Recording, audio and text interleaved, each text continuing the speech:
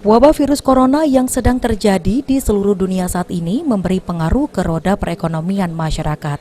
Dan seiring dengan pergerakan wabahnya yang semakin meluas dan agar tidak menambah korban jiwa, pemerintah Kota Palembang menghimbau masyarakat untuk menjauhi tempat-tempat keramaian serta berdiam diri di rumah. Hingga kondisi benar-benar kondusif kembali, membuat perekonomian masyarakat mulai goyang karena kesulitan mencari rezeki.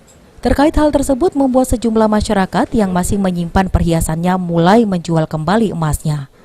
Hal tersebut diungkap langsung salah seorang pemilik toko emas yang berada di kawasan Pasar Cindai, Palembang. Ia menambahkan, sejak diterapkannya social distancing serta naiknya harga emas, banyak masyarakat yang datang ke tokonya untuk menjual kembali perhiasannya guna memenuhi kebutuhan sehari-hari dikarenakan tidak dapat keluar untuk bekerja seperti biasa. Untuk saat ini yang bisa gampang dijual cuma emas kayaknya. Karena konsumen ngomong kayak gitu, untung aku punya emas gitu lah. Kapan yang rame mau jual tuh? Semenjak 10 hari inilah. Sebenarnya sebelum lockdown juga sudah ada aksi panik buying itu kan sudah terjadi sebelum aksi ini. Heru Wahyudi, PAL TV.